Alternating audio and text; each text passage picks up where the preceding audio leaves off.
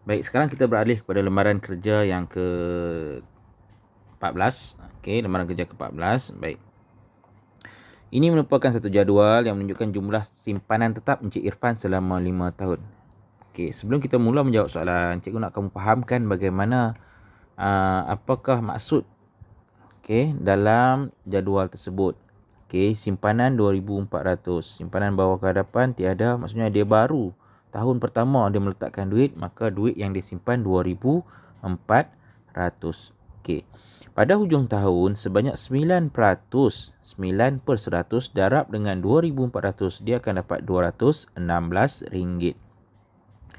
RM216 ni tambah dengan duit yang dia ada, jadi dia akan dapat RM2,616 pada hujung tahun yang pertama.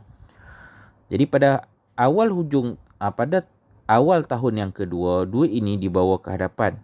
Jadi RM2,616 dia dah ada.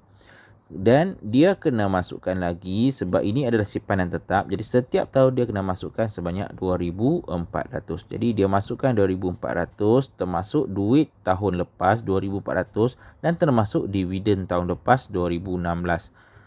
Okey, 216. Jadi 2,616 ni tambah dengan duit yang dia masukkan tahun ni 2,400, maka jumlah dia 5,016.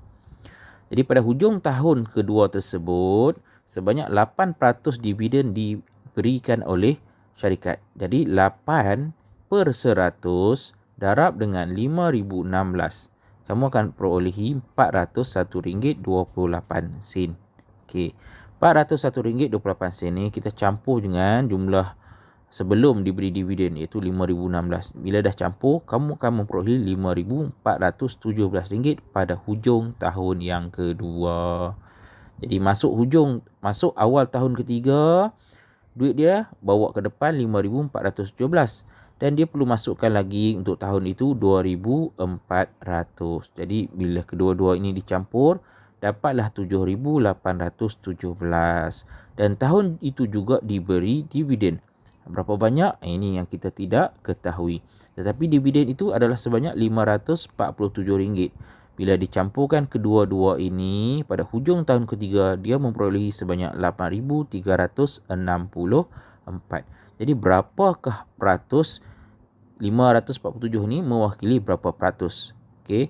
Jadi untuk memperolehi berapa peratus, RM547 ini kita bandingkan dengan 7,817. Jadi 547 bahagi 7,817 darab dengan 100%. Itulah nilainya. Okey, jadi nah ini adalah soalan untuk nyatakan peratus dividen bagi tahun ketiga. Jadi 547 adalah jumlah yang dia dapat, dividen yang dia dapat. Tapi dia tak nak dalam bentuk jumlah wang, dia minta dalam bentuk peratus. Jadi kita kena tukar dalam bentuk peratus. 547 per 7,817 darab 100%. Baik.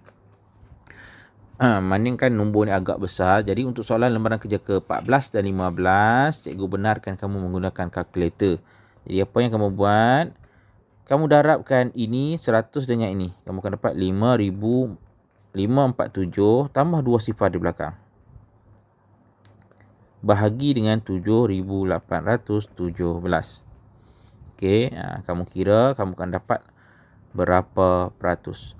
Sekiranya kamu dapat dalam bentuk perpuluhan, kamu bundarkan menjadi bundarkan kepada inilah tanpa titik perpuluhan, katakan dapat 2.35. Kamu hanya nyatakan 2%. Sebab sini dalam bentuk dalam sah sajalah peratus dia. Jadi kita kena jawapan pun mesti sah. Kalau kata 7.82, maka kamu kena tulis sebagai 8%. Kamu bundarkan. Okey. Okey. Kirakan jumlah keuntungan pada tahun keempat. Jadi jumlah keuntungan di sini. Okey, macam mana anda dapat? Dia adalah sama banyak dengan 6%. Jadi kamu buat 6% darab dengan 10,764. 6% ni sama dengan 6% lah. Sama. Darab dengan 10,764. Kamu dapatlah jumlah keuntungan pada tahun keempat. Berapakah jumlah pelaburan selepas tahun kelima.